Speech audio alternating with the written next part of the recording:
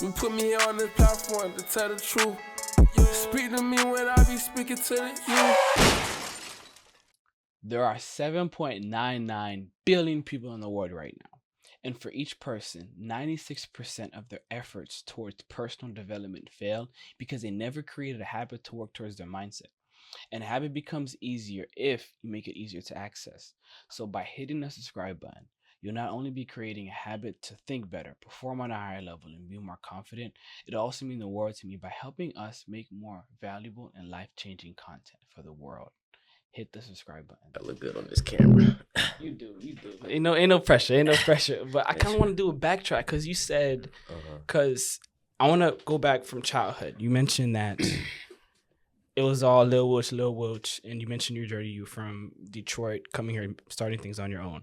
Mm-hmm. Talk about how childhood was for you. Was you always on track to being that Hall of Famer or going to football? Like how did that part go for you? Pretty much, man. If social media, Instagram, Facebook, all this stuff would have been out when I was a kid, I would have been one of those kids you see blazing past everybody, like probably had a whole bunch of followers, because I was like one of those kids that was before my time. You know what I'm saying? I was 8 years old. Anytime I got the ball, touchdown. That's what I got. Like I'll run backwards and run straight by everybody. So you said it started from a kid. So walk us through what did that look like? Like describe the journey. Like from birth, you was holding a football. Like when did you first hold a football, and when did your journey start from there to where it is now? Man, my family used to call me the running man. Okay. Because they said before I walk, I ran. Yeah, my pops is a Hall of Fame track runner, so I was always fast. Mm-hmm. So I remember playing like t-ball, like all the sports by 4. You know what I'm saying? And after that, I was playing every sport. I was doing football, soccer lessons, baseball lessons, track. Bro, you was like tennis lessons, basketball. I played every sport, bro. But I really wanted to play football because my dad played football. And my dad had a big name. So you said he played football, but he was a Hall of Fame track runner. So he did both at the same time. Yeah, he went and played football, ran track at University of Michigan. So he's a Hall of Fame track runner at University of Michigan. Did Olympic trials, all that stuff. Yo. Really? My pops is a very accoladed trophy. Like he has a big name. Mm-hmm. So growing up, I was pretty much in his spotlight. I was pretty much in his shadow. You know what I'm saying? Everywhere we went, people knew who he was. You know. It was that local. It was like Detroit. Yeah. And so kind of growing up, you had to have this certain type of like image, you know, portrayed, because everybody thinks peachy clean. You know what I'm saying? It wasn't social media, so it's what you made from the accolades that was on the news, that was broadcasted. Yeah. That's how you really got out there. So I can see how that kind of was without social media. Yeah. So like when I was 8, that's when I first started playing football. When I was 8, playing football for the West Side Cubs. Shout it out louder, man. Come on. Shout out. West Side Cubs, you know what I'm saying? Detroit, Boston, Petoskey, you know what I'm saying? Dexter. But when I was 8 years old, I remember I was 8. And the funny thing was, when I was little, I always just wanted to be playing with my friends. I didn't really care about going to play with the older kids and showing myself off. I just wanted to be with my friends and have fun. Really? Yeah, when I was 8, the older coaches, the 18 coaches, was like I think it was the 12, 13-year-old football team. Mm-hmm. They'll come down like, yo, I can't wait till you come play for us. The C team, which was like the 9 and 10-year-olds, they would come down and be like, yo, just come play with us. Don't play D team, come play with us. I'm like, nah, I'm trying to be with my friends. Really? You know, I never really had, what's crazy is I never really had that like, that edge. You see a lot of these guys who are like Michael Jordan and Kobe Bryant. I never had that edge. I was just very talented. You know what I'm saying? I just want to be around my friends. And I think, well, we'll get into that. But, so I've always been like, as far as like athletically, talent-wise, just above my time. But there was a disconnect, you know what I'm saying?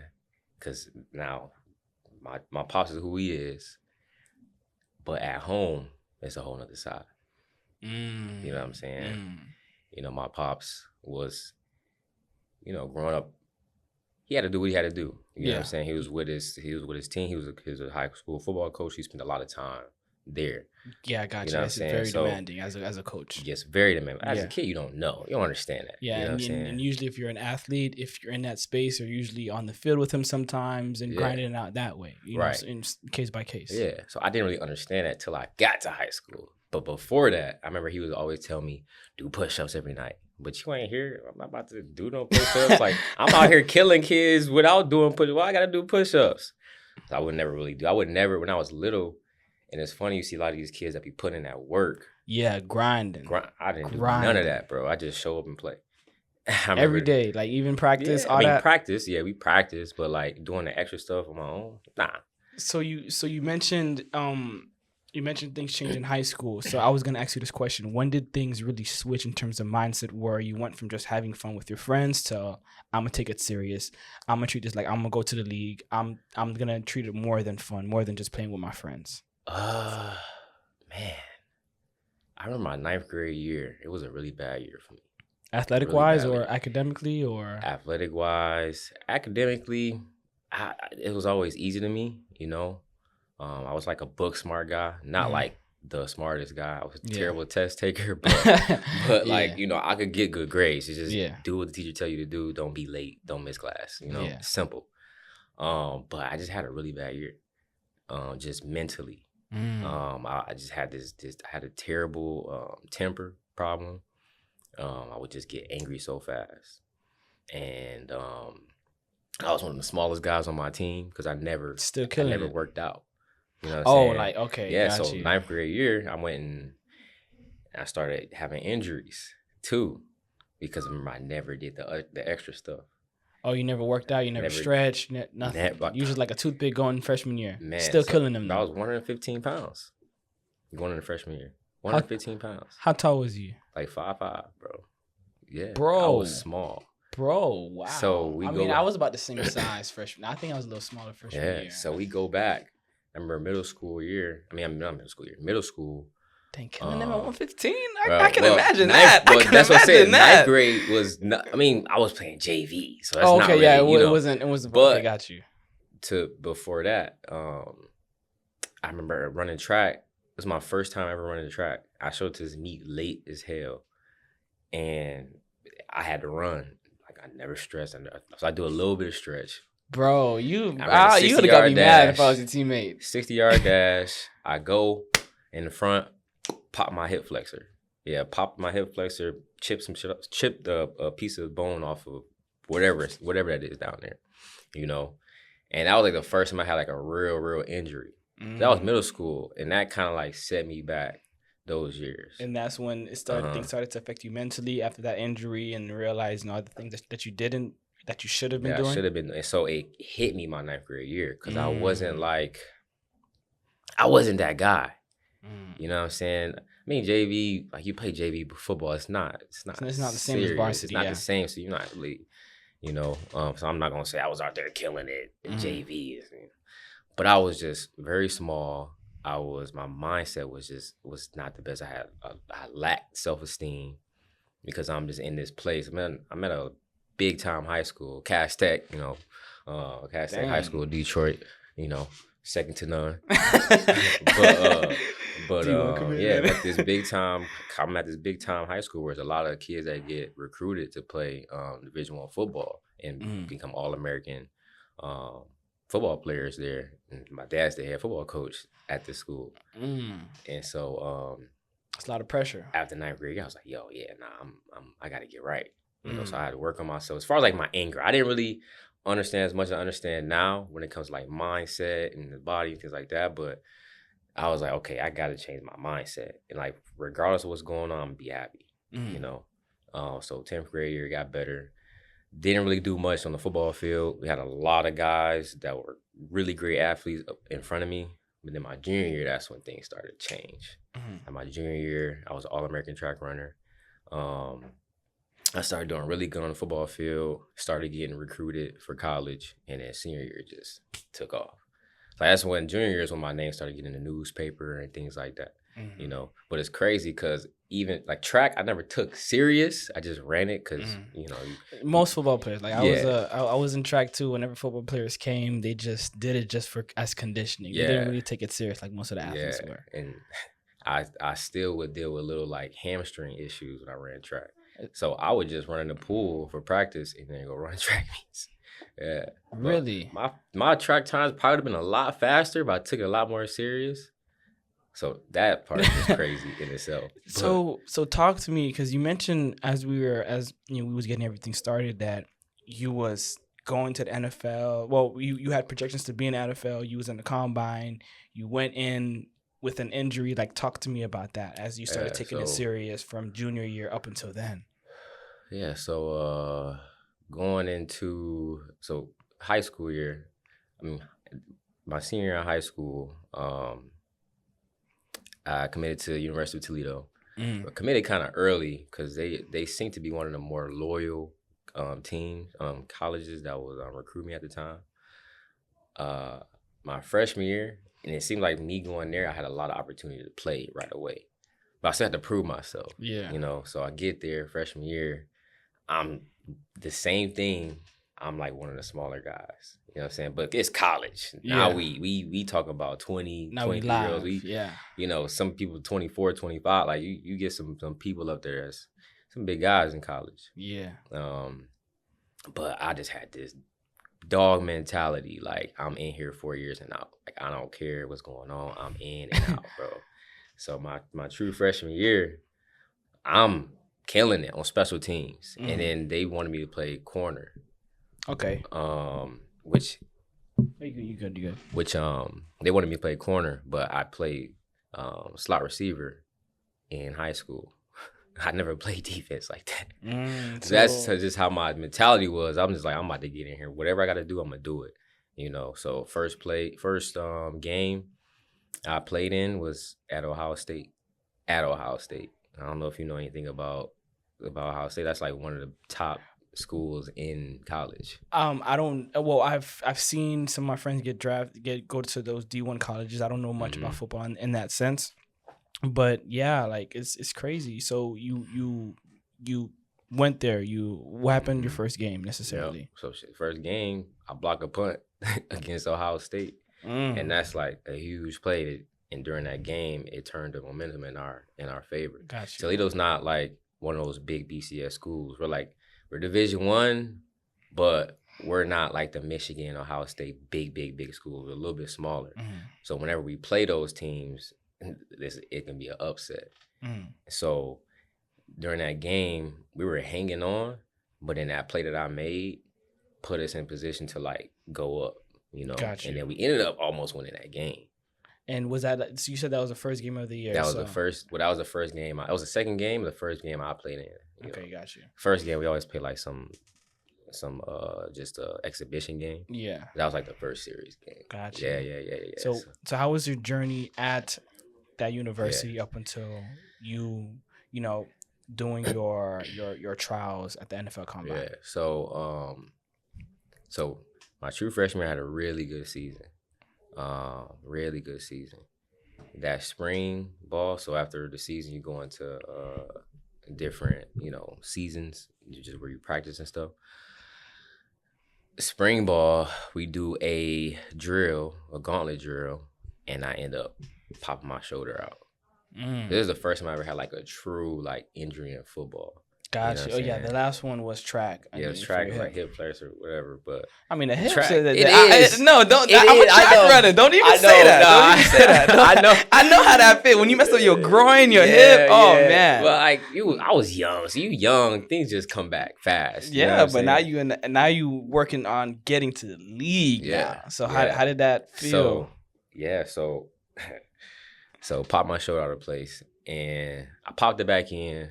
I just noticed it's just moving on me. You know what I'm saying? So dang, I do not know what that. I don't want to know how that feels. Eventually, ended up saying that my labrum was torn. So I had a torn labrum. So it's hard to play as a corner, tackling anybody with a torn labrum. But like I said, I had this dog mentality. I go to see the doctor, MRI and all that stuff. They're like, oh yeah, you're not gonna be back in 6 months. Jesus. I'm like, all right. 6 months was after the first game. So that's I'm the like, pretty much the whole season, man. I mean, it's shit. You gonna miss a lot of the summer ball, winter workouts, and all that stuff. So I'm just like, all right. So I go hard in therapy. I go hard on working out. I'm back on the field in 2 months. But that was just because the mentality I had. It probably wasn't best for my body, but that was the mentality I had. So tell me that. How did you shorten your recovery time so that you was back in that 2 months? Like, isn't it like you had to wait for it to heal and everything? Like, how Technically, how can your mindset help you heal like that? Technically, yeah. But, now we going to talk about me now. Okay.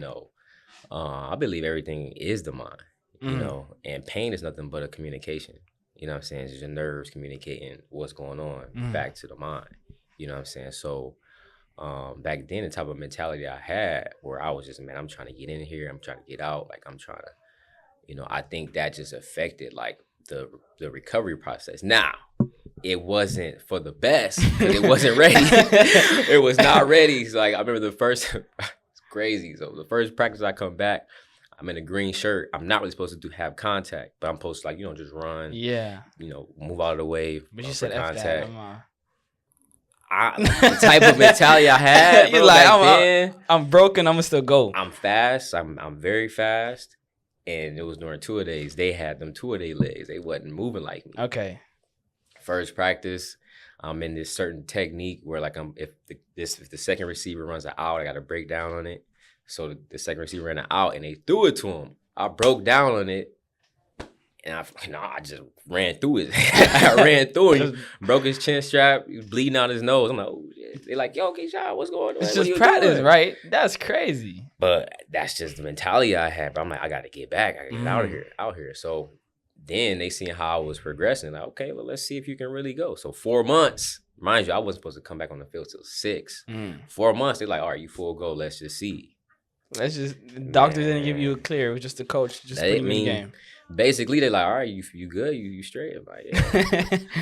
So, but when we started actually, like, going full contact, I could not wrap up. I couldn't, like, actually, like, grab. Got you. It was like I would come thud somebody up and it just roll right out. Because it would because of the pain. It just wasn't strong enough. Okay. Even though, like, you lifting weights, but, like, when you trying to, like, resist somebody. Yeah, you trying to resist somebody. You trying to hold somebody that's making moves, and there's little muscles inside of everything. Those are your secondary muscle fibers, from what I remember. I know a little bit. So these small muscles, they come into play. Yeah. And I just no matter what I did, it just wouldn't work. So, like, all right, whatever. He'll probably just, by the time we're ready for first game, he'll be straight. Because that's just how I was I was like that. Man, first game, I'm running down on punt because I'm a fast guy, so they got me as a gunner. I'm running down on punt, and I go to make the tackle on the return man. He makes a cut and runs, and I'm like this, and put my arm out. Jesus. Running through that. I'm like, yeah, it's not ready. Okay. You was like, I was like, yeah. I'm like, you don't want to be on somebody's highlight reel. You was like, nah. Yeah, you was like, nah. I had a conversation with my coach, and I sat out that year. Okay. I sat that year out, and that was the first time, like, I wish that I did a lot of, like, the research or, like, had somebody to, like, help with mindset. Because that was the first, like, real adversity I went through. As far as, like, sports and football. You know what I'm saying? So you mentioned adversity. What do you mean by the specific adversity? Was it you dealing with sitting out for the year? Or was it you dealing with the injury? And when it happened, at the time that it happened? Right. Like what? So, mind you, I said I want to be in and out 4 years. So if I sit out, I gotta wait another year. Toledo's not a place where, like, people go 3 years and out. For the most part, you're gonna be 4 years. Now you can, and I believe it's been done maybe once or twice, maybe a few times. But it was the first time I ever had to sit out where I couldn't play. I had to go and do workouts with the non-travel guys. So every Friday we had to be up at like 5 a.m. We just talking about that too, And it's funny, my grades slipped. Because of the mindset. I didn't understand. I mean, like, not that I didn't understand, but it messed with me. You know what I'm saying? I didn't get to play, and I was kind of doubting myself. You know, like if I was gonna come back, I'm practicing with the scout team. I'm not like with the team no more. I'm not like the guy. Like people kind of just looking like you walk in the room before all the coaches looking at you. Yo, what's up? What's up? Now it's like, Yo, what's up? yo, what up? Dang. You know what I'm saying? So you said you wish you had somebody. What did you wish somebody would have told you at that time that you know now that you would have told somebody dealing with that? Just focus on your mindset. Like that mentality that you had, you got to keep that. Don't worry about what's going on in your physical. It's not really about the physical. It's all about the spiritual. It's all about the internal. Because you can't force things. You know what I'm saying? So would you say that year you lost that dog in you? The dog definitely got put on a leash. You know. So when you got back in, when you healed, what was that like for you? Did you go back in breaking people's jaws after that, or? No. When I got back, so as I was out, they started trying to get me to play offense because that's why they recruited me. They recruited me so I could play offense and defense, and then be the kickoff return man. Gotcha. So, in essence, it kind of worked in my favor because now I'm playing something that I originally was playing. But college it's a different beast. Like you running a lot on offense, especially our offense. It was like fast paced offense, so you running a lot back to back. So I go from corner, you ain't really running like that, to now I'm go route, come back, go route, catch a bubble, go. Like it does a lot on your muscles, you know. So I was popping hamstrings, popping this. So I came back the first year coming back, I ain't even play like that. I played some special teams, but I didn't get no run. You know, I was just like coming back in for the first time. You know, like I didn't play any defense because my shoulder it never really healed right. Got you. So you mentioned you was popping hamstring, but you had all these injuries from your hip to your shoulder. Didn't that kind of spark anything in you where you was like, let me take rehab serious, let me take stretching serious, let me take therapy serious? Like, how come you were still popping your stuff? Was he just going that hard? Well, part of it was, I think what played a huge role is our strength and conditioning. It was more so built on like strength, not so much finesse. Got you. So I was very big. I was probably like around that time. Remember, I got in high school. I was 115. By that time, I was about 180. Damn. Yeah. Damn. So, how much you weigh now? Right now, I'm down like 15 pounds because I was sick. Okay. I'm about like 170 right now. Well, But me 185 now would look a lot different then. Because when I was 180 then, I was eating anything I wanted to eat. I was eating Chipotle. I would go to Chipotle, get like 2 burritos. I go to Five Guys, get 2 sandwiches. I was eating. So I was big. Gotcha. But I was like bulky big, you know. Gotcha. So I was too big. And my muscles weren't ready for like all that wear and tear, especially for that weight because it got up so quick. Yeah, so I was just popping hamstrings like crazy. So that year didn't really play. Rode the sidelines for real. My junior year. So after that year, I was like, okay, I gotta get my body right because my hips was unbalanced and everything. So that was probably one of the reasons why everything was popping in my core. So I worked on that. Junior year, finally. It's on. So every junior year, man, that's crazy. Junior year is on and popping. So junior year, like starting position, the starting slot receiver. Now, mind you, it's another guy just like me, fast, but he's just more elusive. I'm fast, but I'm fast. I'm smart. But I'm just like straight line, you know. Got a starting position. Before the first game, something happened. I forgot. Something happened. I believe I got a concussion. Dang, those depending on how hard you were hit, those take a year, 2 years. It's serious for concussion.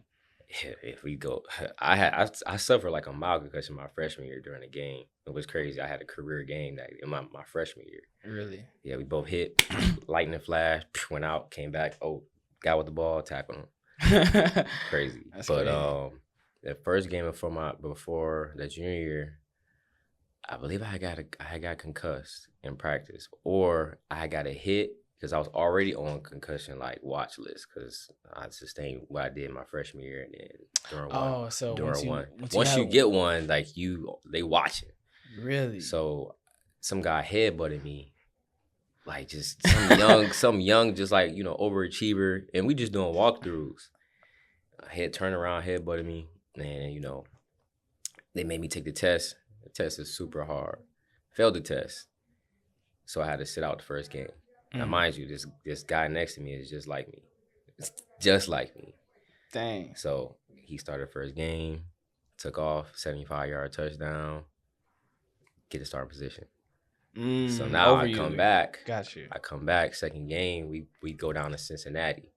And I'm back. I'm like, oh, yeah, it's on the pop. I'm good. I'm ready. Yeah. First kickoff return. Dogging you this know time. What I'm saying? First kickoff return, bust that thing back for 50 yards. I'm like, oh, yeah, we here. Okay. We here. And they had me in like this third down package. So I come in, it's like 3rd and 15. Had me on the shallow route. Caught the ball, broke a couple tackles, made the first down. I'm like, yeah, I got it. It's on. Okay. Jog to the sideline. I feel a pop in my toe. My thumb toe, bro. I'm jogging. My thumb toe goes. Felt like somebody just sniped my shit. Bro. Went down to the ground. How? And the craziest what did they thing, say happened? Was it like a what? The craziest thing is when I look up in the stands. At the time, I had a girl at the time. She was just getting there. So she didn't even see that. She didn't even see none of that stuff. I know you was like, I was dog. sick. So boom, they take me back, check the X-rays. They just like I dislocated some tendons in my toe, but it wasn't a tear. I tore some ligaments in my toe. Dang. So they can't see that on the X-ray. Got you. Yeah, I tried to play the rest of the game, but yeah, that was not. It was bad. So which ended up going, and both of my toes went bad that year. Yeah, bro. I'm playing with like metal plates in my foot, in my shoes. So how does that happen? Like, bro, did they say how that happened? Like, bro, so towards the end of the season, I go and see this specialist. Your weight was too much at the time, or because you mentioned you was like. So what the specialist said was because my hips were so tight. Got you. Right, because everything is connected on the string. Yeah. Right, so. Because how I was running, maybe because how the shoes were a little too flexible. Like it just made you move too much. Like you can do a little too much in those shoes I was wearing. Yeah. It just tugged and tugged. And he said because it happened on my left side, it had to be in my hips because anything that happens on the left, it's a symptom. You know what I'm saying? Like if your knees are hurting, it's a symptom of something else. Yeah. You know what I'm saying? So it pretty much compensates. Like even they say for a runner, if your hips have some issues because you're not running or your feet placement is wrong, you can get some insoles to help correct certain things. So I definitely feel you on that. Yep. So he's like, yeah. So boom, he just stretches me out like on some crazy machine, like pulling the crap out of my hips and stretching my glutes and all that stuff. Fine. It was great. That was perfect. I'm like, it's crazy. We could have did this during the season. So they had no trainers that like trained that no stretches. That for that, no. Okay, you know what I'm saying? Like because they just thought like, oh, you just sprained your toe, but like, why is both my toes hurting? So I'm playing that whole season with metal plates in my foot. I can't even stay in my stance because I can't bend my toe. Gotcha. You know what I'm saying? I can't push off my toe. You know what I'm saying? Yeah. So that's my junior year. So got one more year. So tell me how on your journey actually getting in and preparing for the NFL Combine, because you mentioned because from your hips to your shoulders to your toes, hamstrings, and you mentioned your knee, like you had surgery right before you got into the NFL Combine. Bam. So Pro day. Yeah. So senior year, I'm at peak shape, mind you. I just did all of that to try to get my hips right, my hamstrings right. I'm like I'm good. And I got my starting spot back. Okay. You know, so I'm good. And then ironically, the guy that was behind me, or like we damn near like splitting positions, he like ends up getting hurt. So I'm like, oh, not like, you know, trying to like, Yeah, but it's like it's all right, right. I gotta solidify this, and I was solidified. Oh. 2-a-days. I never really went through full like off-season training because I was always dealing with injuries. Ooh. So I would just play in the season. Ooh. You know, I'm so fast. You can't keep me off the field, no matter what's going on. Like, you gotta have me on the field, because if I'm on the field, other teams see that shit. They gotta scout that. You know what I'm saying? So I remember this one practice. I go up for a ball. I catch it over top of somebody. I come down, and I feel like a slight tear in my knee, but I was still fine. I was good. Jesus. Yeah. And then, then you don't play with those, man. Oh, man. like, I was good. And then the next day, my knee was swole. And I'm like, yo, like, but I could still walk on it. I go to my therapy, my trainers, and they're like, it might just be tired because you never really do 2-a-days. You never really go through 2-a-days, a full 2-a-days. It might just be tired. Yeah, but your knee's not supposed to. Was it still swollen when you went to the train? Yeah, it was. And swollen. they said that. Yeah, they told me that. Yeah. They said, it was like, what's going on? Like, I mean, I can run straight, but I can't. It feels weird when I cut. Let me ask you a question. Were they interns? Nah, bro. Like, our trainers were really good. Yeah, believe it or not. You mentioned it was a good school, but like, believe it or not, see a knee swollen, even as a track athlete, you know you tore something happened where you gotta get it checked out. Like my father had the same thing. He like twisted his knee. Mm-hmm. He was fine. Then every day it just got more and more swollen. Then he found out he had fractures in his knee. Dang. Yeah. Just from a little like twist. Yep. So I'm playing with it like that, but it's weird. Like, it don't feel right. And I ain't really want to say nothing to the coaches. I'm like, yo, I got one more year. So they put like a little sleeve on it to try to get some of the swelling out, you know, get some of the fluid out of it. Yeah. Then, you know, whatever coaches finally find out, because I'm not playing like how I was playing. Like, I'm not cutting. I'm not playing. I'm not running my routes right. Like, I'm kind of rolling out of them, just out of them. I'm not really planting off that foot. And first game we play against like a Division 1 double, like it's an easy game. So like, we're not gonna even use you this game. Like, you know, just sit out. You know, we'll see what's going on. Second game come, I play, but I'm very limited. Third game, same thing, and they finally give me an MRI on my knee. They come back. You got a torn MCL, sprained ACL, and you know, something right here with like, I think it's I forgot what it's called, but I'm just like, yo, every year, this is it. Like, this is my last year. Like, what am I supposed to do, bro? I literally like broke down. How was your support system at that time? Because usually when it comes to dealing with fear or failure or doubt, many times we need a support system to get us through what we had. You mentioned your father was, you know, leading, you know, in the coaching space down there at that time. Was he there for you in some type of way? Like, did you have a support system? Honestly, my mom was a huge support system, but in that moment, like, I never really went to my dad for a lot of problems. I never really went to him for really anything, but that's because of, you know, upbringing and childhood. You know, certain things that happen. Nah, I feel you. Same way. So I never really went to him because for him it's just toughen up. You know what I'm saying? Toughen up, suck it up, you know, or take a pill or whatever the case may be. I remember track meets where I pulled my hamstring. He's still trying to get me to run. And because I'm like, yo, I can't run. He's like, yo, stop, you being soft. You know what I'm saying? So like that, you know, like that's that. You feel me? That builds a lot of grit in some cases, but sometimes, it can do a lot of damage more than good. In that moment when they told me that, it was like, I mean, you can get surgery and, you know, possibly be out for a certain amount of time. Because meniscus, you can come back pretty fast. but obviously you don't know. You don't know how that's gonna go.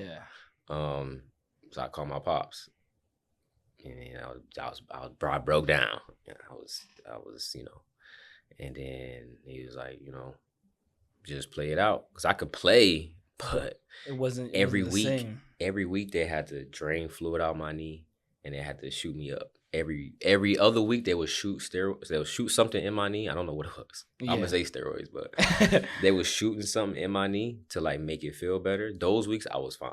Okay. But it was certain weeks they couldn't do, because they can't do it every week.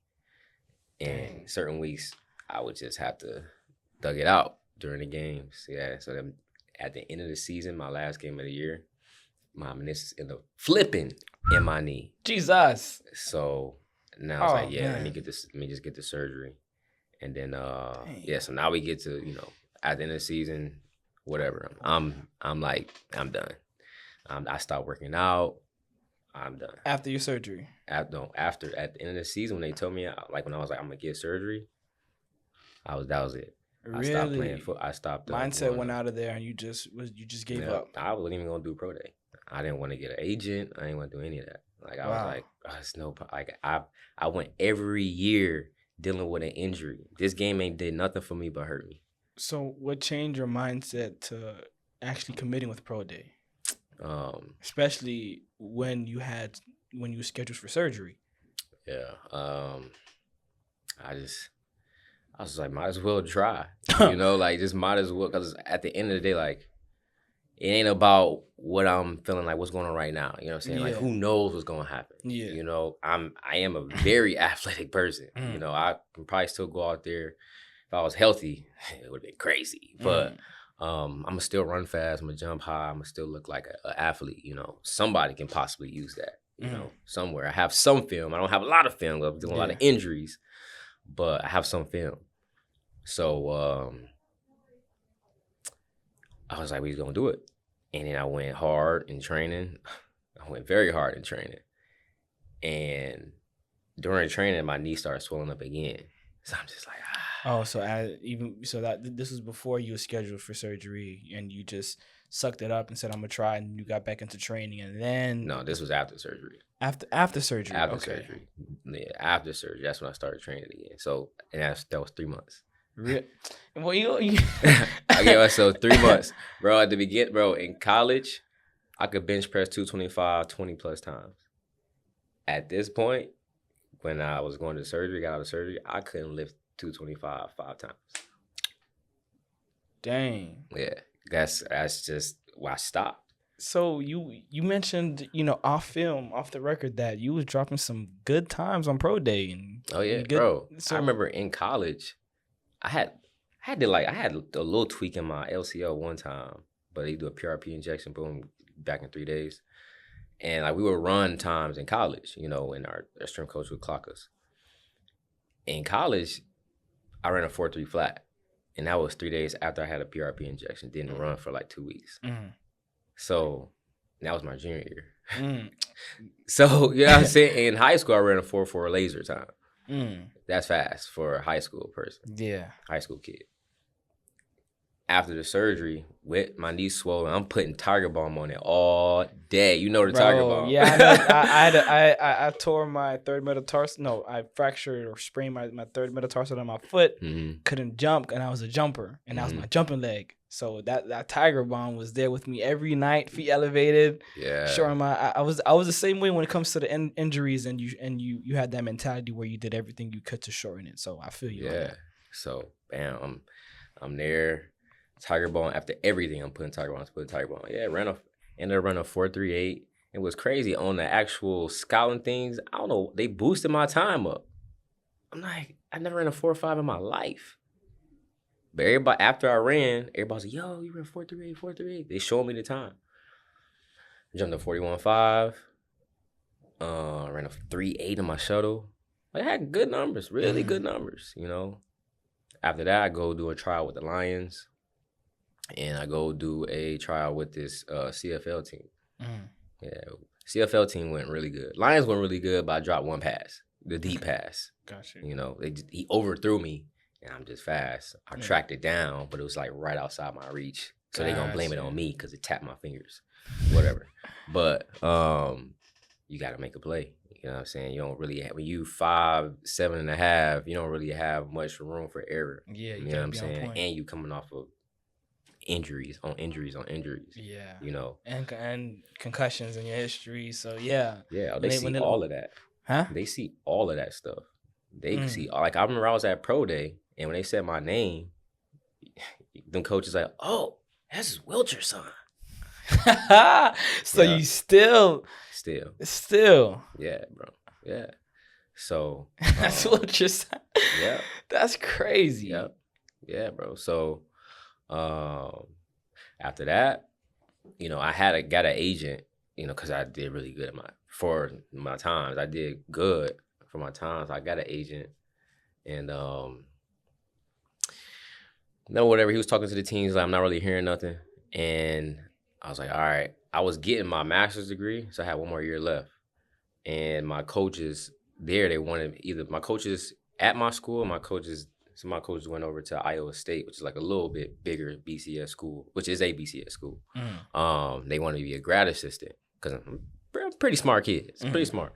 But they were like, yeah, they were telling my dad. They weren't telling me yet. Because it was like, yeah, don't tell him until after the process is over. Like, we don't want to interfere with, you know, like if he gets signed, if something happens, you know. So eventually, you know, I wasn't really hearing nothing. So I was like, all right, I might as well just go do this grad assistant thing, you know, just to see if I really love the game, you know, because you say you love the game, but like to love the game, you gonna be a part of it regardless. Yeah. You know what I'm saying? Rather coaching, you know, you gonna be a part of it regardless. You know, being a therapist, you know, whatever. I mean, physical therapy, whatever.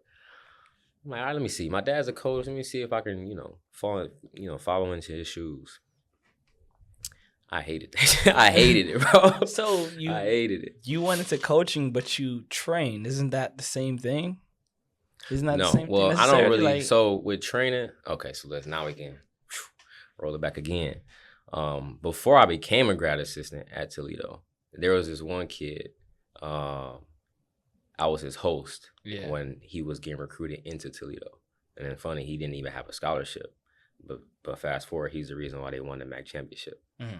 I was his kid's host, and I was like one of his kids' big brother when I was there. And after I was gone, he always dealt with a lot of trials and tribulations, a lot of obstacles. And I was like the kind of good guy he would talk to. And so I remember I get a call from the wide receivers coach, and, you know, they trying to get me to come back. You know, if I know, you know, nothing happens with, you know, football going pro. They're like, yo, like, you know, this kid isn't doing too good right now. You know, and I was talking to him. He was like, you know, like, who's the person that you go to when, you know, when you feeling like this? Because like this kid was like crying to his coaches and stuff. And he was like, but the only person that I would go to would be Keyshawn. You know, and I was a lot of guys, you know, big brother when I was at school. So I was like, all right, well, I'm gonna go and be a mentor. You know, at least. Yeah. So I really like, one of my biggest things would led me into being a trainer is because I just like helping people. You know what I'm saying? Yeah. And you know, there was things that I was going through in that time, which led me into going that route. Being a coach. Being a trainer. Yeah. Coach, trainer. Yeah. So so being a grad assistant, I was trying to test myself, see if this is really where I wanted to be at. And so my agent, crazy thing, 2 weeks into me being a grad assistant coach, my agent calls me back talking about, the CFL team. They're like, yo, like, what's he doing? He did really good at our tryout. He was the fastest guy there. He caught the pass as well. Like, you know, like, where is he at? Like, we could put him on an injury reserve list just in case. I'm like, yeah, I'm not about to wait around for that. And plus, I already made a decision. The coach is like, you can't go back because we need you for the rest of the season. So I just told my agent, I was like, next year, we'll try it again. You know, I'm going to work out and we'll try again. We'll do a pro day again. We'll try again. You know, I didn't work out at all. Your times plummeted or like how? No, I just stopped.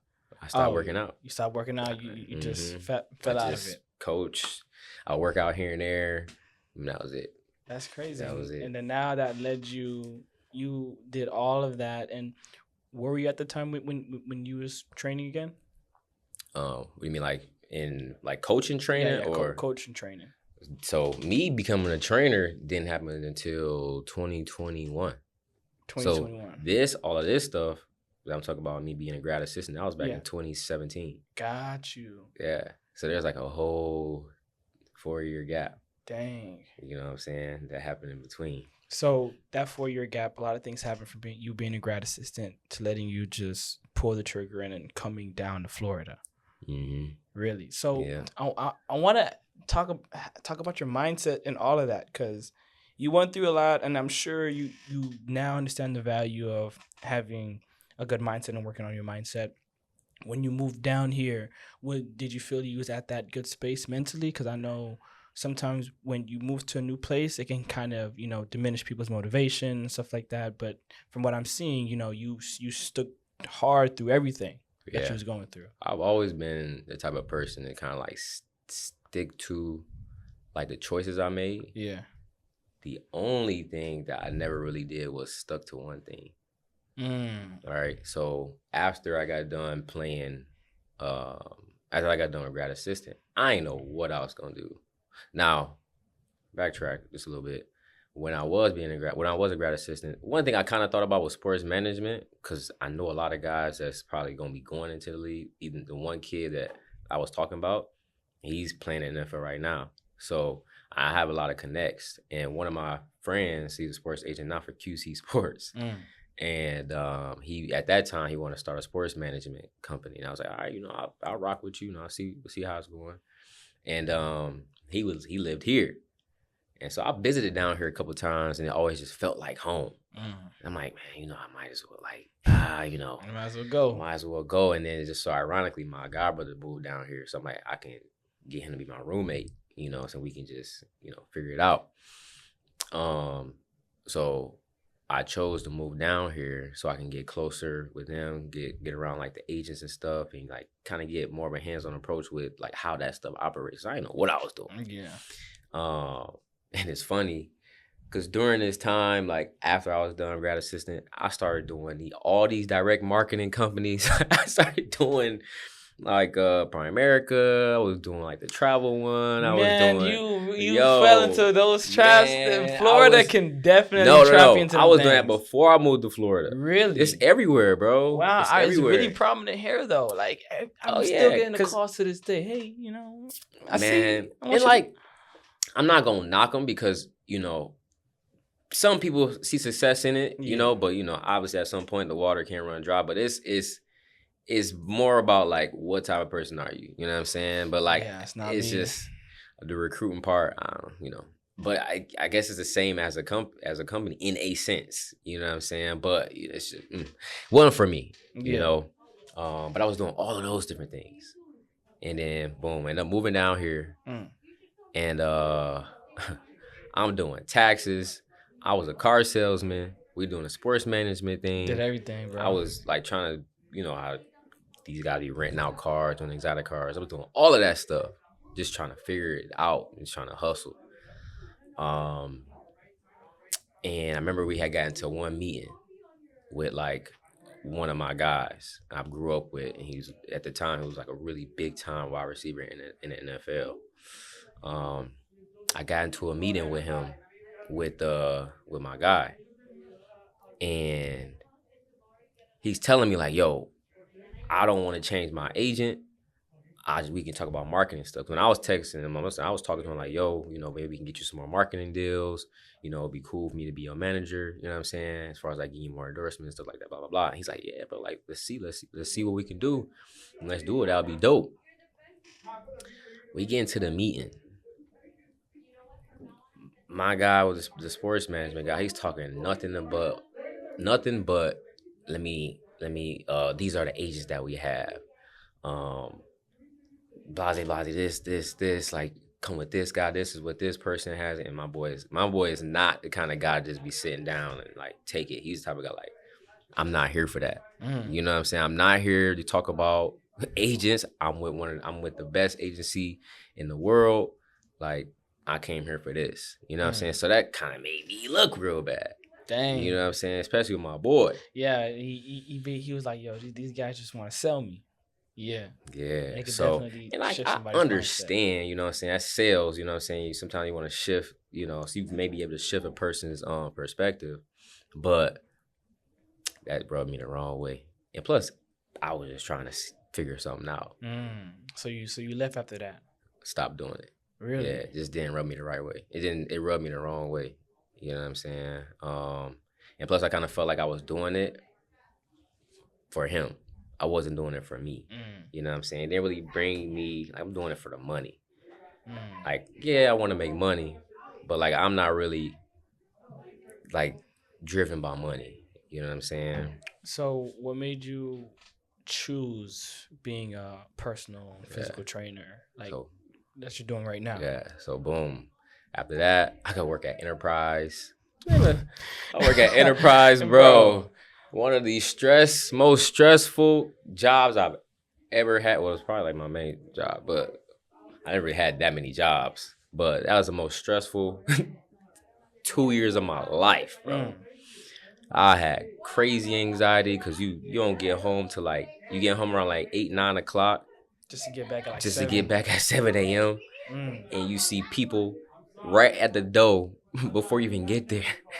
ready to trip out, you know. So how did you deal with, I want to get on the mindset, because you mentioned you was working on that when you was here. How did you work and deal with the anxiety and all these shifts, not being clear on your purpose or your direction? Like, you know what you wanted and what you wanted for yourself, but how did you deal with that? At that point, I didn't know. I still didn't know, bro. Really? And that's why I was working a job. I'm not a work a job type person. I'm not like the person that likes authority. You know what I'm saying? So I'm only working this job because I didn't know, you know? And I didn't have something to get me through that anxiety and stuff that I was dealing with. Now, what I will say, everything is a choice. Because when your back hit the wall, you're going to figure it out. You know what I'm saying? So like when, so I tried to quit Enterprise like 3 to 5 times. Every time, like, I didn't have a plan after, like what I was gonna do after.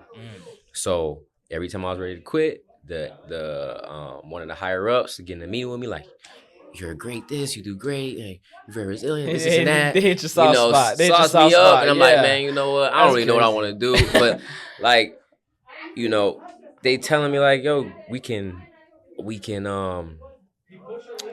you can have a shorter work week. You don't have to work over 40 hours. Because, bro, you would clock like 70, 80 hours working there. A week. Bro, like, it was one time I think I was like 100 hours. A week? That's crazy.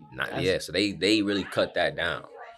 But yeah, you're making good money overtime, but yo, your mind is gone. You're like a zombie at certain points.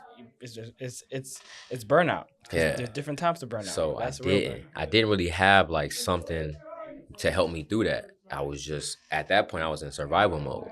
You know what I'm saying? I was just operating in the past. I was just in a like a hamster wheel. When pandemic happened, I was like, oh, we gotta just do it. That's when you're back at the wall right there. Yo, you don't know what's about to happen, yo. Yeah, jobs was closing out. Yeah, people didn't want. Yeah, and especially the rental space. Yeah. Yeah. So the restaurants. When the pandemic happened, I was like, oh, forget it. We got to do this, bro. Luckily, I made it through. They started making a lot of cuts. Like 50% of the company got cut right off bat, and they shut down like all of the small branches. They shut all of them down, and then they kept like some of the bigger ones in certain locations. So you was at one of the big ones? Yeah. You ironically, bro. And I tried to quit like 3 to 5 times. You know what I'm saying? Yeah. So boom, I'm there and I'm just finessing. I'm doing all the jobs where I'm just going picking up people, maybe go back clean the car, go to the shop, check on cars. Like it's real light. Then I got cut. Oh, they still cut you. I got laid off. Like, I made it through, like, 5. Like, they was laying off people, like, week to week. I didn't know how I made it that far. I thought I'd be one of the first people to go. You know what I'm saying? Because I was trying to get up out of there anyway. Yeah. So after that happened, that's when the whole I would say I think I really started going through a journey. That's crazy because now I'm 20. At that point, I was 20. I think I was 26. So what journey did you go on after that? I went on a spiritual mindset, just like a walk with myself, like figuring out who I was and what I was gonna do. So describe, how did that look for you? Was it you just picking up new habits? Was it you reading books? Was it you watching videos? Yeah. How did you start to So discover and find yourself? it's funny because I think different things spark transformations in a lot of different people. I think for men, one of the biggest things that transform men is women. Yeah. Or for the good or for the bad. Or possibly like being locked up. You know what I'm saying? Like those are probably the biggest transformations that men could probably go through. That's one thing can bring a man down. Yeah. During the time, some chick I was with, and I got ghosted and went through a little like rough time, mentally and with the job, didn't know where I was gonna go. But they had unemployment going, so I was straight. Okay, yeah. I had money saved also, so I was straight, but I was just trying to figure out what I was gonna do. And they talk about, they say in the Bible, and everywhere, like the power of the tongue is just real. I just professed one day. I was like, I don't care what goes on, what's happening. Kind of like what I did in my 9th grade year. I was like, I'm gonna be happy. I'm gonna be grateful. After that, things just started coming into my life. I like that. I like that. That's real. Because it's power when you confess the good, the bad, what you want, what you don't want. Because then now that gives you direction. Right.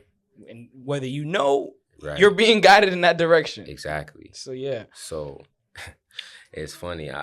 So at that point, I was pretty much in isolation, and I think a lot of people get isolation misconstrued.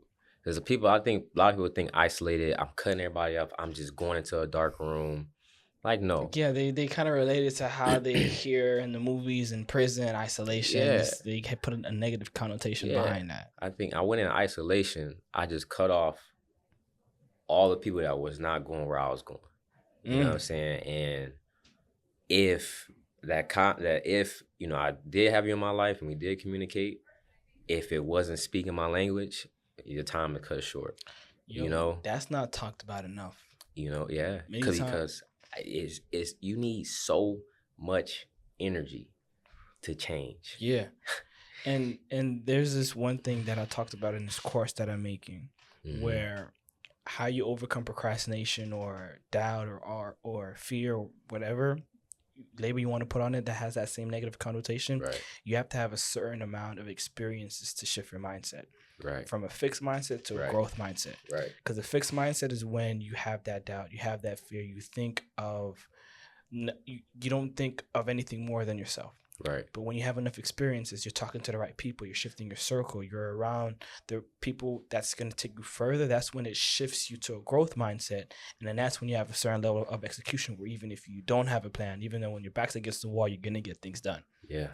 Yeah, exactly. So it's all in the experiences, but some people, it's not, the reason why I say it's not talked about enough is because those people that is not giving you that direction, it's not going to give you the experiences you need to shift your mindset. Right, exactly. So during that time, I feel like I was the most powerful person I ever was. Yeah. Yeah. I love that. I think that's around, it might be around the time I met you. Possibly. You met me. I think it was around. You met me 2021. Yeah. In July. It was a lot. I went through, and it's funny because when I say the journey started, because I went through a lot after that. Like we just talked about, like kind of like my upbringing. Yeah. But after that, remember I was moving. Yeah. You told me you was moving. You was transitioning. You're switching your business and job structure, everything, complete reset. Bro, the journey, like I woken up, the journey really began. Bro, I went through homelessness. I went through heartbreak. You know, I went through, you know, starting up the business and like not really making any money. You know what I'm saying? Because I was Be you like start. that. It's I'm it's not, part of the process, you know. man. It's funny though, because like we back up to what kind of like started it. I saw this one movie. It was called The Secret.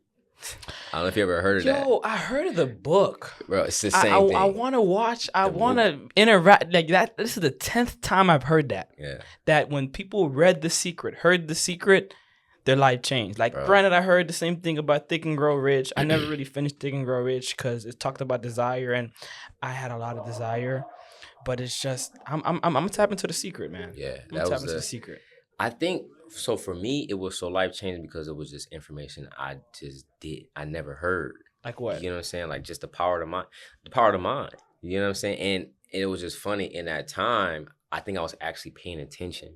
You know, you hear it all the time when you're growing up, like, it's 80% physical, 20% mental. You know, if you want it, you can achieve it. You hear it, but like then you go through tribulation, you go through obstacles. The experience, you know, experiences, yeah, man. It all goes back to that, man. Yeah, you go through something, and then you like, but I thought, you know, just different thing, you know. And when you don't really understand the power of the connection that you have with God, where, you know, however you describe it, you are lost.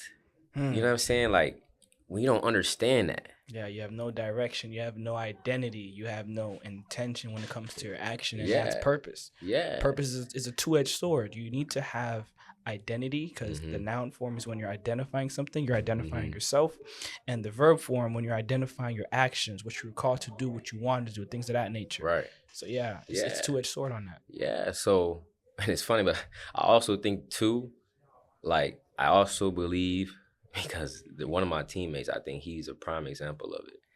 Sometimes you kind of want to be dumbfounded to it, or you want to be delusional. Yeah. You know, I have a teammate who like you can't tell him nothing. Not like on some cockiness. It's like on some I don't care, bro. You know, and he's NFL athlete doing really good in life right now. You know what I'm saying? Yeah. He's been through some stuff, but like it's just like it just doesn't faze him. You know, injuries doesn't faze him. And it's not like he's like one of those religious guys and people that can go in front of people and speak mindset stuff. No, he's just a regular guy. He's just living and being in the present moment. So I think that's another thing that's very important. Yeah, I was about to say, man. Yes, is living in the present moment. Living in the present moment, but just being. You're perfect. You come into this world perfect. You don't have to do nothing extra, but just be.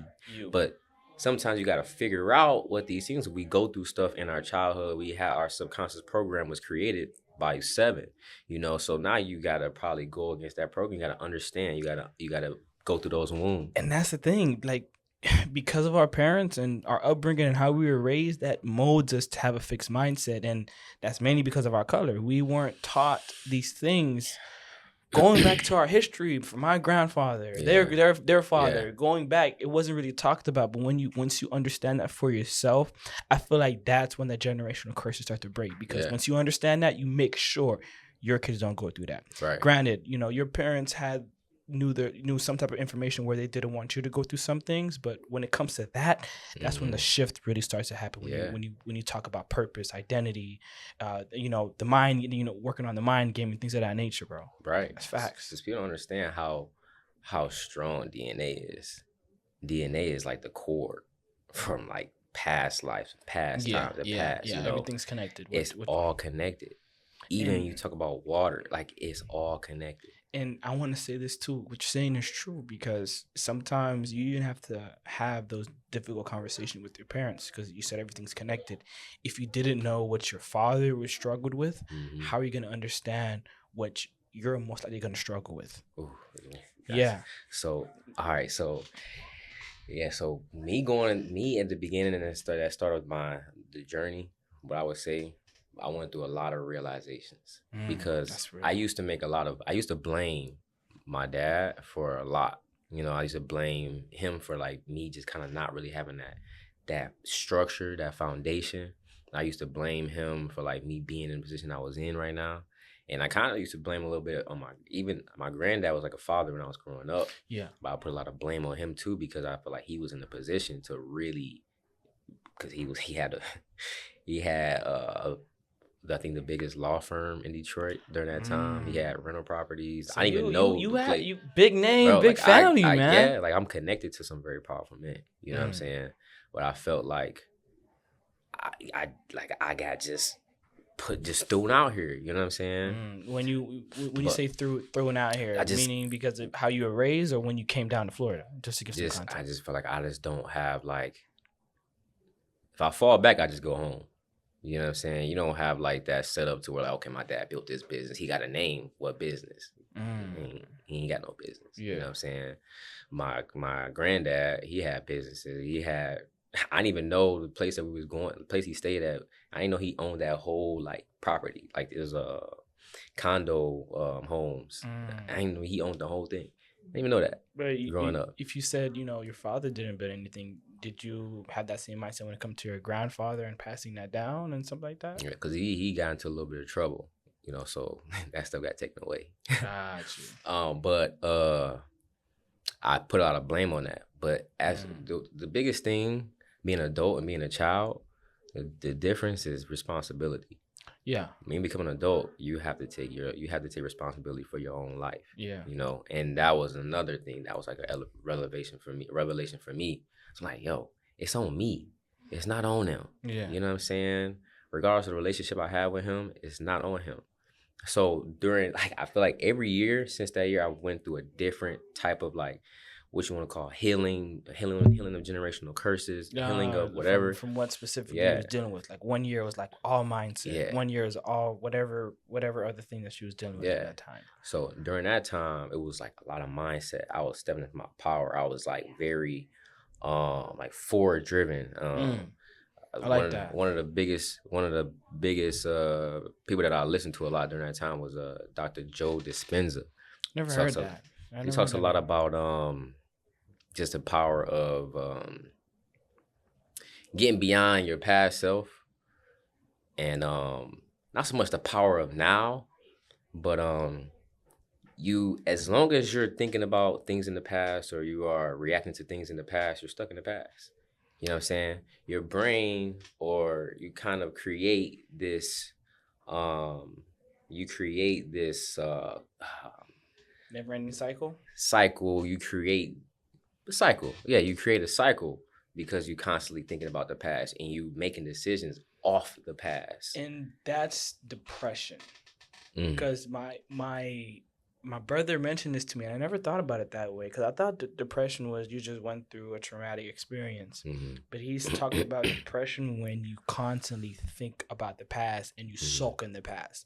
And he mentioned anxiety as you thinking about the future and the possibilities and being overwhelmed because you don't know how to understand or deal with all these possibilities, or even how to execute whatever you need to execute because you don't know how to deal with it. Right. And that's where you start to hyperventilate, breathe, pass out, whatever the case may be. But that's why the Bible and even my spiritual father said, yo, sometimes you just got to live in the now, day by day.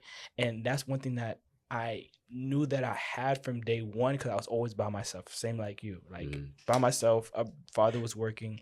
Once I learned to take things day by day, I kind of saw myself transitioning out of certain generational curses, certain things that scarred me growing up. But all that didn't start till junior year, and when I left high school to then be out there and have those experiences like I was mentioning to you. Right. Yeah. So, and the biggest thing in him is getting tapped into the unlimited potential, of opportunities, and that can only happen in the unknown. You know what I'm saying? When you don't know. Yeah, man. You got to be comfortable in the unknown, bro. And I got real comfortable with being in the unknown. Like, when I met you, I think I didn't have nowhere to stay for, I believe it was about like almost a month, Yeah, I remember you telling me. You was like, hey, I'm going to figure it out. Yeah. Because funny story, before that, like I was supposed to move to Miami and live in Brickell. But for some reason, like during that time, I'm getting tapped in spiritually, I'm getting tapped in mentally. And I was also learning about manifestation and just the power of the mind, power of the tongue. And I'm like, okay, like we can really create this. Like, Yeah. okay, I'm gonna speak this all the time. I'm gonna write this out. All right. Do you have a journal? What? Oh man, I love that. Of course. Dab me up on that. Of That's course. one of the main things Of that I talk, course. bro. I Of love course. that. Like I love you that. can literally write out your life. But you got to be able to like visualize it. So during that time, my vision was crazy. I could see everything that was gonna happen. Bro. And it would happen. And Like I remember I love that you saying this, man. And a lot of people talk about faith, but faith without action, you ain't getting nowhere. And I heard this one time, because at this point I was like, all right, I'm trying to make this type of money. That's what I'm trying to do. Trying to get around these type of people. But everything is not always a good thing. So that's why you gotta be tied into like what your purpose is. What do you mean by everything is not a good thing? Like, Everything's not always a good thing. Like You know how what I'm you saying? wanted everything? Yeah, like so you might have you might want a thing. When it comes to energy, right? Let's say you want money, right? You can get money any type of way. You know what I'm saying? If you want money. But how do you want to make the money? You know what I'm saying? Because if you want to make money, somebody can scam, somebody can rob, somebody can steal, somebody can, do you it name that it. type of way. You know what I'm saying? But if you don't want it that type of way, you gotta follow that path. Yeah. And it's a harder path. So it's funny. So I'm especially if you didn't have that support or that. Right. Yeah. I mean, you by yourself, it's real hard. You have to. You kind of want to make risky moves because that's part of the game. So it can compound because it's a risk based type of game, but you have to manage it well because it's just you at the same time, bro. So, and I found myself. It's funny. So I remember one night, I'm like, I'm trying to make this much money. I'm trying to make this much money. I'm trying to make this much money. Never really said how. I'm trying to make this much money. At this point, I don't even know if I made the decision that I was going to be a trainer at this point. I think at this point, I was just trying to figure it out. No, I'm lying. At this point, everything that I cared about, everything that like I was just so big on was energy. Cause I'm like, what is it? Like, what is this thing that like energy? Everybody's looking for energy. We're connected through energy.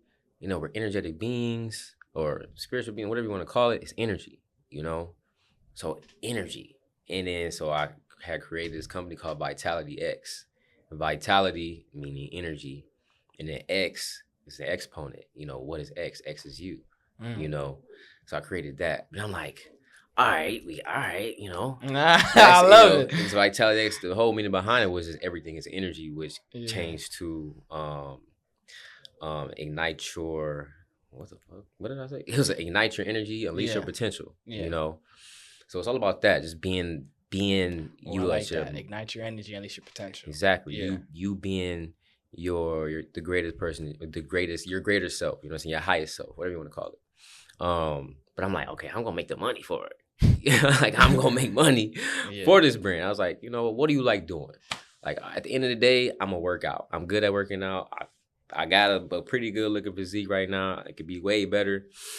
Bro, you swole, man. Well, now, now, but I know it's always growth, but hey, bro, switch it up. Be like, hey, I look good, but I know it's going to be better. Not like it could. You feel me? You feel like no, I'm saying at that time. Oh, at that time, okay, at that time, you know, I wasn't really big on working out at that time. Gotcha. But I'm like, I like working out. You know, I like working out. I like helping people. I'm gonna train people. You know what I'm saying? That's where that started. In the isolation phase, you know, and then, you know, boom. So we trying to, you know, make a certain amount of money. I get a call from somebody who I met when I was selling cars. It's like, yo, I'm about to go into this meeting for the startup company. You want to come with me? I'm like, what? Mind you, I'm about to go work out. Remember what we talked about? Like, you will get what you want, but you got to stand on whatever your purpose is. So I'm about to go work out. And he called me about, you know, like a potential, like, you know, a different type of way to make money. And I'm like, oh, fuck this work. Forget this work. I'm about to go to this meeting. Yeah. Went to the meeting. We around people with money. Yeah. You know, then we leave that meeting. We go to we with some chick that was making like $20,000 a month just doing Forex. Not not the direct marketing company for it. It's Yeah, like actually actually trading on the Yeah. foreign exchange market. And she's making good money. I'm like, dang. He's like, yeah. So we make our money from here. We bring it to her, and yada yada yada. I'm like, all right, man, let's do it. I'm like, yeah. Like this is what I'm manifesting. I'm trying to get this money. But the more and more I was hanging around them, I just seen how much of a finesse they was doing. You know, what do you mean, like shady stuff? like the people that had the money, they were mostly loans. Yeah, they using loans. One dude, he had like hundreds of thousands of followers on Instagram. You know, he was kind of like the face of this new company that they was trying to. It was a direct marketing company too. Well, it was gonna start off as a direct marketing company, but it was about cryptos and whatever. And it was creating a cryptocurrency or a new currency or something like that. And you would be a first investor. I invested in that. Yeah, of course. Yeah, but the dude he was rocking off of SB loans. You know what I'm saying? Different type of loans. You know what I'm saying? So I'm like, I mean, you can have a lot of leverage with that, especially in the foreign exchange, but that's risk. Well, no, that foreign exchange market was just her. You know, that was just that wasn't him. But like the people that we was around, like loans. It was just loans. Because for her, because she could have leveraged her money by putting it into her account and leveraging to trade higher lots. So then you can compound higher if she just stayed within her parameters. Yeah. But now it's just, talking on a larger scale with just more money where you can leverage it, what SBA loans are for. Right. But you said he was just... No. So we went to her spot, it was like, oh, this is one. Yeah, no, she operated like multiple different accounts. So people would bring her money and she would trade. So, no, she was legit. But like the other... And then the people I was with, I mean, I was like, okay, like, I'm not really big on like doing like finessing or trying to like look over my back like I'm not doing it the right way. You know what I'm saying? So now I actually picked up a couple clients doing training, and it just kind of like stopped me from going down there. And mind you, that's when you stood on your purpose, stood on what you wanted to do. Stood on my purpose, yeah. So it's been a grind, but yeah, that's how I started off being a trainer. That's crazy. So I wanted to ask you this. Usually when I have people on the show and they talk about their journey, I want to go and say, and I want to ask you this question first. This is a two-part question. What does success look like for you now that you went through this journey, going and working on your mindset and all these things? What does it look like for you now? Freedom, bro. Success is freedom. The freedom to create my own schedule, the freedom to have the possibility to travel when I want, the freedom to, whenever I have a family, to spend time with my family. It's freedom and peace. That's what I think true success is, because money come, money go. But freedom is that, I think that's priceless, bro. So what would you say with everything that you know now? What is something that you know that you need that you would definitely pay for that is going to get you to that next level? Oh, mentorship for sure. I think mentorship is one of the. It's me being a trainer. I'm your mentor in health and fitness. So I think if you are a business person, you need somebody that is above you. Like I have a mentor in fitness who's an exercise physiologist, getting his doctors, knows a lot more, when it comes like the science-y biology side of fitness and foods and stuff like that. And you want to have a mentor business-wise. So mentorship is something that I think everybody should have. So in terms of understanding business, what do you feel like you need to understand next? Whether it's a course, whether it's mentorship that you need somebody to teach you. I think for me, because I think next step for me would be trying to land like my own spot, so how to get my own gym. Yeah. So I think beginning that journey, to do that. Got you. And that could definitely happen because whether you have your own money or you don't, right? If you formulate your business plan appropriately, you can get those investors. Right. So yeah, so it's all. So now I see where that mentorship to teach you the steps to formulate where you can either take that route to get into raising funding, because because of how your financials are structured, how you did your research, you crafted your business plan. You know, if you bring it to somebody, they're going to see it, know your work ethic, see who you are, and invest in you, or just to teach you the fundamentals to do it on your own in that route and just build up. I see that. Exactly. Yeah. So what is looking at your whole journey, man, because it's been a lot. It's been a lot. It's still a journey, bro. And it doesn't end from here.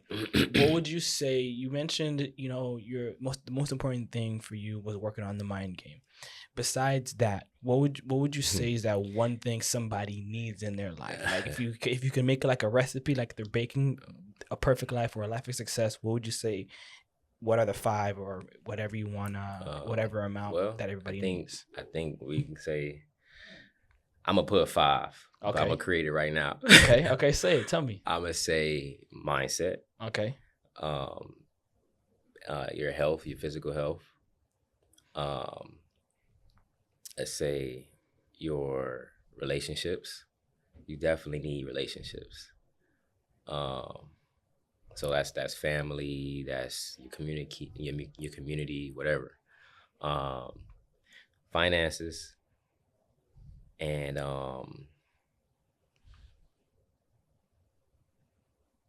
we just gonna say 4.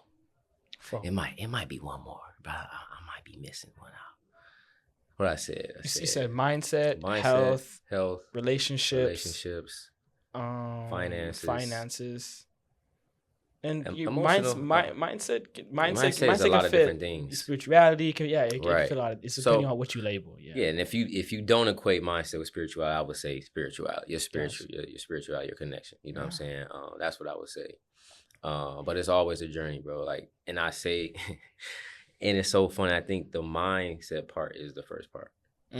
Once you get control of your mind, you gotta understand that you have to walk through life not being in this self. You kind of get what I'm saying? You have to be able to operate life as if you're viewing your own life. So you don't want to react to like what's going on, because every reaction creates a reaction. Yeah. So if you're somebody who always reacts angrily or you react in a negative way, there is consequences that happen to that. So in order to being someone who's able to operate in life, but like viewing your life, you're able to kind of like orchestrate in the right way where you can make it work in your favor. Absolutely. You know what I'm saying? Yeah. So like everything, because I think the place we in right now as a society, we in a very different time. Tough. Where that phone is a whole different reality.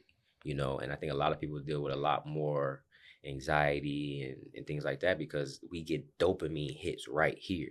Yeah. And everybody wants things right now. And to deal with that technology distraction, this one thing that I learned it from Alex Hormozy, where he literally turns, how what causes, your phone causes stimulations by the colors, images, stuff like that. But you can reduce the amount of dopamine or effect it has by just turning on the grayscale on your phone. When I tell you, bro, I did that one day. I didn't even want to touch my phone. I got no fix for my phone. I was just locked into my business, locked into creating, making videos, doing what I needed to do. I need bro. to do that. Yeah, just go on your settings, search color filters, turn it on, and it's literally gonna turn your phone black and white. So all the dopamine from when your iMessage turns green and you see the message notification, it's just black and white. No dopamine, no fix. You want Instagram? It's like you feel the difference. Wow. Granted, I believe that. I believe that to be true. Yeah. Granted, some things can be visual that you watch. It can kind of cause stimulation, but it's just gonna be like it reduces your phone usage by 30%, bro. Wow. And it works. It works. Just a lot of the knowledge and stuff that I kind of went through on that journey. Because I kind of took myself out of the physical world and I started going more into the spiritual, and it's like the colors and the sounds and you have no idea how much there's different things that we can't even see, that we can't even hear, that is affecting us. But from the birds chirping, it's so peaceful sometimes, bro. going out for a walk's been the best thing. Going just out praying for a walk, and just you looking at something immediately right here, and you looking at something from afar has a effect on your brain. Yeah. You know what I'm saying? And walking is so good because we look far sometimes. When you look far, it calms you down. Yeah. You know, it's crazy. And one of these things that I'm gonna mention, I don't know if you can take and use it however you want. I always love to share what's been working for me to keep me focused. Where somebody told me, yo, they don't listen to music. Now, granted, I'm not saying, you can't listen to music, because sometimes during a workout I want to listen to like some good Christian, music or whatever the case may be. But and some jazz. I'm a big jazz freak. But he told me he listened to something alternatively. He listens to like these motivational speeches while he works, and it's like background music. And I learned it's like a whole niche where they have music, hip hop, like it's, bro, I played that one day to the point where I created a whole playlist, bro. Yeah. And that playlist changed my life, changed my work ethic. The vibe in my room is different. Like I even put headphones to kind of mute the sounds around me, because if your ears are muted, it can help you to lock in on what you're looking at right now. So I have those earmuffs on. I'm playing that in the background. I'm just locking in and I feel good. And it lasts. Yes, bro. Music. Yeah. Because the main driver of like what goes on is the subconscious mind. And the subconscious mind is that secondary brain that gets filtered. Everything gets filtered through your conscious mind. And the conscious mind is what makes the decisions. Yeah. But your subconscious mind just takes things in, not knowing what's good or what's bad. Yeah. So I always notice, like, if I'm in a certain mood, I go back to like, what am I listening to every day? You know what I'm saying? What you listen to, what you feed to yourself. Who you around, who's saying what around you. Because I found myself like slipping and saying curse words here and there, and it's just like, yo, where like, it's been 2-3 years I've been cussing and stuff like that, and that's just for me. I don't have any preference for cursing or anything, but it's like I look back, I realize some of the motivational speeches had some of them in there, so I just cut that out, because it's key. Like, once you get used to that, it just, your subconscious just brings it out without you even knowing. Yeah, bro. Yeah. So I definitely, like, sometimes, like, if I want to get on, if I'm trying to, like, if I'm like, all right, let's get money, I'm gonna put on some music like, all right, we getting money, we doing this, we doing that, you know what I'm saying? But sometimes like, I don't want to hear no words. I don't want to hear what y'all talk. I just want to hear some sound. You know what I'm saying? Because the sound, like, will put you into that trance. You know what I'm saying? And then I'm subconsciously speaking. Like, you got, like, bro, you gotta. I think one of the biggest things that people gotta practice is like programming their mind. Yeah. Like, saying these things over and over and over and over and over again. Bro, I'm creating this journal right now, bro. It's gonna be so crazy. Like, I know you're in my community. The course that I'm gonna be dropping, bro, everything's gonna be free. Tap into it. But it's like, this journal, how you flow with it. Like, granted, I don't know what journal you have. You might have one that you just write in there, but I'm all about performance and optimization. So there's going to be things in there where you write down your 5 goals. Then you break down your goals into priorities and then strategies. But all that's going to be in there. But I've used many journals where, I had them for a while. They're amazing, but the flow kind of just, rubbed me the wrong way to not want to use it, because you have to flip through pages, do all that. I want things to be easy to use and easy to flow through. How I'm creating it, where it's like, you get to see your full day, your timestamps, you get to answer certain questions that gives you forward momentum, finish certain statements, but then it's going to have like a checklist where I'm going to have multiple ribbons in the book, kind of like how a Bible has, those 2 ribbons, but multiple ribbons, so you can quickly flip to a page, see your affirmation, see those things. Yeah. Then after those pages, you immediately just review your goals, your priorities and strategies. So if you have your schedule, you're either just touching up your schedule to make sure it fits your goals and strategies, and then you're just flowing throughout that day. Yeah. And bro, dog, that's gonna maybe have like a little section in there where they like put pictures down, because that visualization part is so important, bro. I thought about that. It might be tough, but no, it's easy, because I've used one where it has like just 2 pages where people can put stickers and stuff like that in there. But I thought about adding that in there, but I you know what? I'm gonna add that in there. I'm gonna add 2 pages where people can like have like a vision board after they see their affirmations, then it transitions to their goals, and then I'm gonna do that. I'm gonna add that in there. Because we're I'm gonna add that. In there. I'm gonna add that. We're creators. You know what I'm saying? And you got to be able to see it here first. You got to be able to see it here first. Man, what time it is? What time is it? Oh yeah, we good. What time is it? It's 4:00. Really? Yeah. Wow, that's crazy. I didn't even feel like it. But yeah, man. Crazy. But yeah, your mind and how you imagine things really does play a role in how you shape your future, bro. Yeah, bro. I'm at this. Bro, I could talk for days about a lot of things, and I like the phases I've kind of been going through since 2021, because we're in 2024 right now. Yeah. So 2021, that was a very powerful phase, and I felt like at some point I fell from that. You know, at some point, like because too much of anything can be a bad thing, especially when you don't really you got to know. They talk about duality. You know what I'm saying? Positive and negative. You got to know what's up and what's down.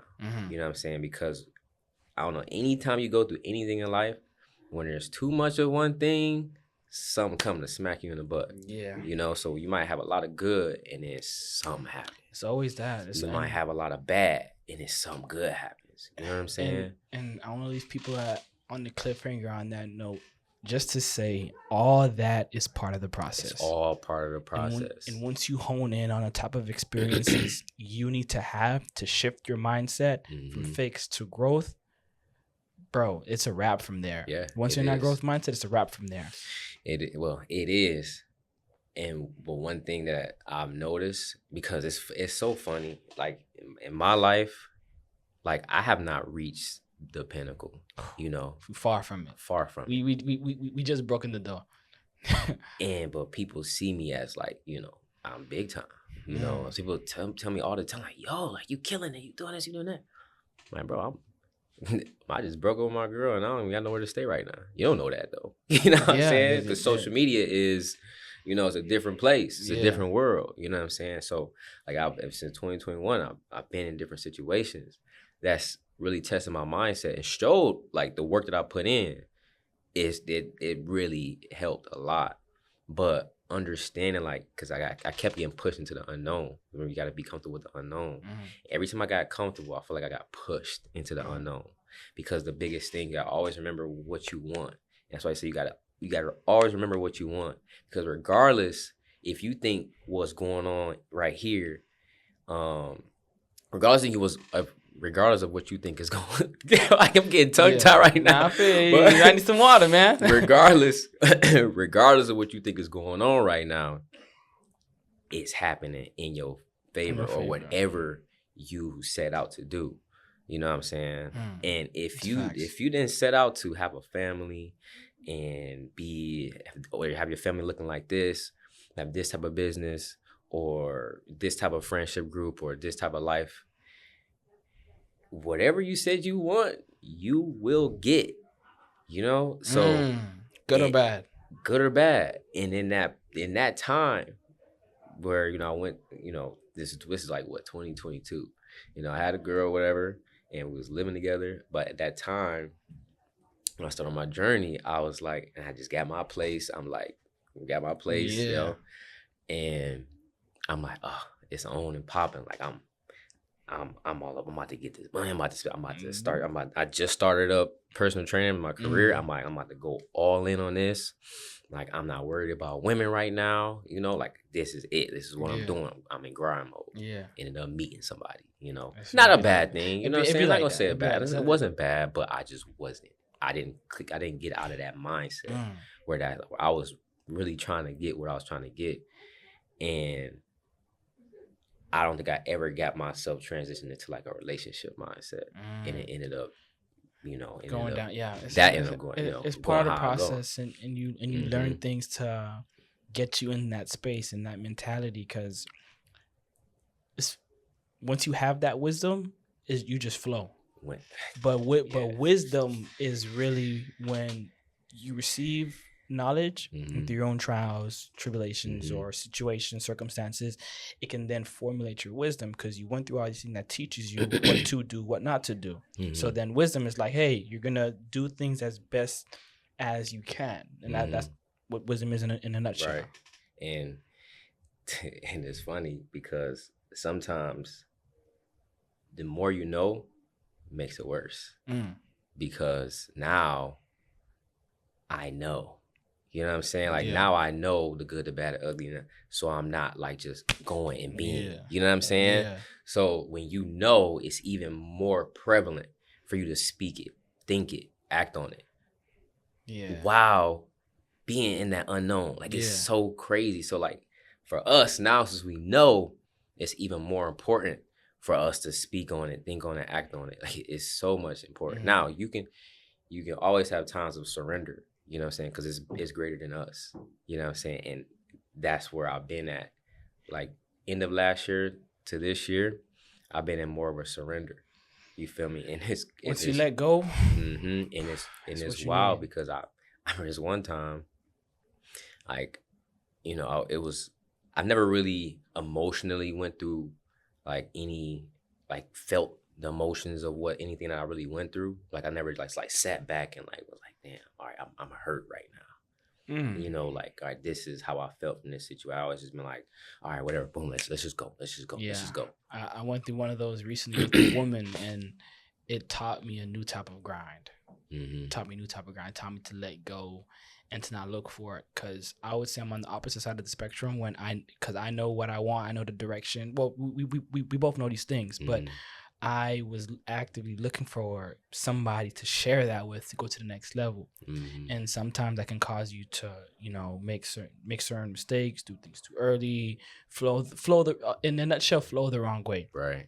And that's what I went through. And when I caught myself in that, it's like I had to really read my word, pray to get out of that. And once I got out of that, it's like, all right, Yeah. I got back in that space where I was looking from the outside in, and I'm just flowing right.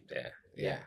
And one thing, I'm recently in something, but one thing, cause I kind of was in I kind of am in that same thing, cause like, you know, it's going really good, and I kind of started looking for it to be reciprocated. But the thing about love, it's hard. love it's is tough. just giving. It's tough. You know, love is just giving. You know, and no matter what, you will always receive it back. It may not come in that person, but it might come in somebody else that's more divinely or that's more aligned with what you're trying to get. You know what I'm saying? So that's why I say don't ever. My biggest thing is not trying to get too attached with what's going on right here. You know what I'm saying? Because this is always gonna change. Yeah. Bro, just what? In 2017, I was living in Detroit. You know what I'm saying? And look at where you are now, here, man. You know? And look at where you are now, man. That's dope. Yeah, bro. So I would say, so it's surrender and just showing me like how things are just working. Things are always working for you. Bro. You planted seeds, you know what I'm saying? You had conversations. Those things have to blossom. Those things have to evolve. You know, and it's funny, this one week I was like, it's like month. I was like, you know, I'm gonna just sit back. I'm gonna go, I'm gonna train, I'm gonna show up, I'm gonna do my thing. I'm gonna go home, I'm gonna just chill. Like I'm gonna feel my emotions. You know what I'm saying? A lot of men don't do that. I'm gonna feel my emotions. I'm not gonna react to them. I'm gonna feel them. Yeah. And then at the same time, you have to look at it head on, because in the moment when I was going through that hurt, I kind of wanted to shy away from it. I wanted to just take a nap. I wanted to just blink out. But I just realized in that moment, I let my heart get hardened. When let your heart get hardened, you kind of be numb. Right. And I'm so used to treating something to be numb, to be Right. blank. But Exactly. now I have to be more conscious, more present in the moment, more outside looking in. Where as a man, I can truly deal with my emotions, whatever situation, whatever circumstance. And now I can then walk into truly becoming a leader, because that's what a man is, being a leader. Right. And understanding how to deal with those things. Right. Exactly. So just having that emotional intelligence, you know what I'm saying? And even in that time, like I got clients. So I was like, yo, I'm not even doing anything. People hit me up. You know what I'm saying? So it's just, you know, not having so much strong of like, yeah, you go out here, you make things happen, you know, taking action.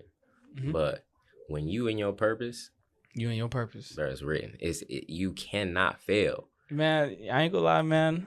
I want to end off on that so people can revisit purpose and understand it from the noun and verb, where it's your identity and it's your level of intention. That's it. Yes. At the end of the day, my name is 100%. Olivia J. Darcis. I'm with my boy. You want me to say what's your fit? You want me to say Keyshawn? Like, what's up? What's up? Man, you know, it's Keyshawn, Wilcher Fit on Instagram. You know, go follow me. But yeah, man. Hey, man, we're here helping you do the do to do life well. Peace. Wait, before you go, make sure you hit the subscribe button and check out the video that you think is the best for you. Or is it check out the video and hit the subscribe button? Man, you know what I'm trying to do. Peace.